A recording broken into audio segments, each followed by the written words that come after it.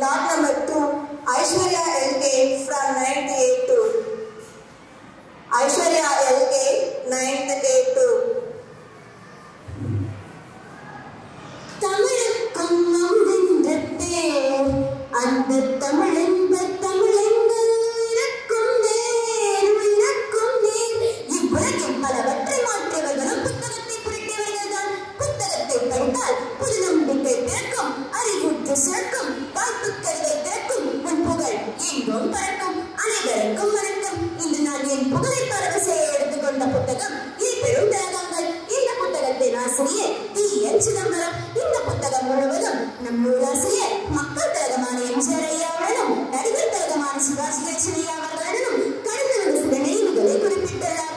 அதையே நான் படித்தேன். முதலில் அதோ அந்த பறவை போல வாழ வேண்டும், இதோ இந்த அழகர் போல ஆட வேண்டும், ஒரே வானில் ஒரே மண்ணில் ஒரே கீதம் உரிமை கீதம் பாடுவோம் என்ற தன் பாட்டை நடிப்பாலும் பேச்சாலும் மக்களை தன்மையப்படுத்தியவர் நம் மக்கள் திலகம் எம்ஜிஆருடன் நம் நூலாசிரியர் முதல் சந்திப்பானது ஒரு படப்பிடிப்பு நடிப்பில் அமைந்தது.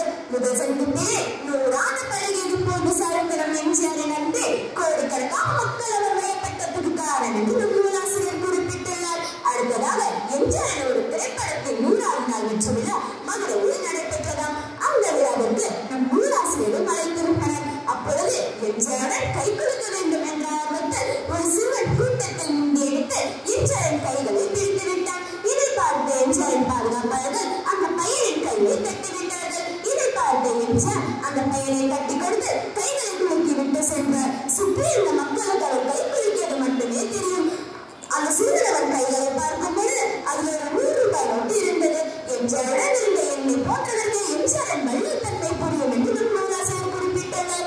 மேலும் சிங்கப்பூர் குழந்தைகள் விளையாடும் பூங்காவில் படப்பிடிப்பு நடைபெற்றதாம். அதை அங்கு சில குழந்தைகள் வெளியே பார்த்து கொண்டிருந்தனர். இதை பார்த்த எம்ஜிஆர் படப்பிடிப்பு முடிந்தவர் அங்கு வந்து அத்தனை குழந்தைகளுக்கும் ஐஸ்கிரீமும் பலனும் வாங்கி கொடுத்தார். அவர் முதல்வரான பின் சத்துணவு திட்டத்தை அறிவித்தார் என்றார். அதற்கு அஸ்திவாரனே இது போன்ற நிகழ்வுகளை அவர் குழந்தைகளிடம் காட்டிய அன்புதான் காரணம் என்று நம் நூலாசிரியர் குறிப்பிட்டுள்ளார்.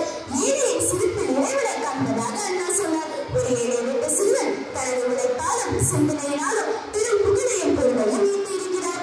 ஏழையின் பங்காளனாக எல்லோருக்கும் உதவி இருக்கிறார். கல்வி உலகில் சேர்ந்தவர் ஒரு மாநிலத்தின் முதல்வராக 9 ஆண்டுகள் ஆட்சி செய்து பெரும் சாதனையை படைத்துவிட்டார். வாழ்க அவரது புகழ், வாழ்க அவரது கிடைத்தன்மை. அடுத்ததாக வானம் பொழிகிறது, பூமி விளைகிறது, உனக்கேன் குழப்பது கிஸ்தி. எங்களோடு வயலுக்கு வந்தாயா, நாட்டு நட்டாயா, ஏற்று நினைத்தாயா, அங்கு வெற்றியான வெண்கல பெண்களுக்கு மஞ்சள் அரைத்து பணிபுரிந்தாயா, உனக்கேன் கொடுக்க வேண்டும் வரி என்ற கட்டபொம்மனின் வசனத்தை தனது நடிப்பால் வீரப்பாக கட்டபொம்மனின் வீரத்தையும் சுதந்திரத்தையும் மக்களிடம் கொண்டு வந்தவர் நம் சிவாஜி கணேசன் ஐயா. நம் நூலாசிரியரின் வீட்டு விழா அனைத்தையும் சிவாஜி ஐயா வருகை தருவார் என்று நம் நூலாசிரியர் குறிப்பிட்டனர். விருதுகளால் பெருமை பெற்றவர் பலர், விருதுகளுக்கே பெருமை சேர்த்தவர் சிலர். அந்த சிலரில் ஒருவர் தான் நம் சிவாஜி கணேசன் ஐயா. எதை எழுதுவது, எதை விடுவது, இமயமலையின் எந்த மூலை புகழ்ந்தால் நியாயமாக இருக்கும், கடலிலே எந்த பகுதி அழகான பகுதி, சிவாஜி ஒரு மலை ஒரு கடல், கண்களின் கூர்மையை சொல்வேனோ கம்பீர தோற்றத்தை சொல்வேனோ, 9 பாவத்தை தொங்குவதே காட்டும் உன்னதமான நடிப்பை சொல்வேனோ என்ற கண்ணதாசன் வைர உண்மை என்பதை இந்த புத்தகத்தை படித்து நான் உணர்ந்தேன். எல்லா புகழும் ஒருவன் ஒருவனுக்கே, நீ அது போல வாடிக்கொண்டிரு என்ற இரு வரிகளுக்கு ஏற்ப இரு பெரும் திலகங்கள் போல் இந்த போட்டியில் வெற்றி பெறுவேன் என்று கூறி பரிசாக புத்தகத்தை வாங்கி கொடுத்த பெற்றோருக்கும் பிள்ளைகளை திருத்தி தைரியத்தை ஊட்டிய ஆசிரியர்களுக்கும் உட்குறித்த நண்பர்களுக்கும் நன்றி கூறி விடைபெறுகிறேன். நன்றி, வணக்கம்.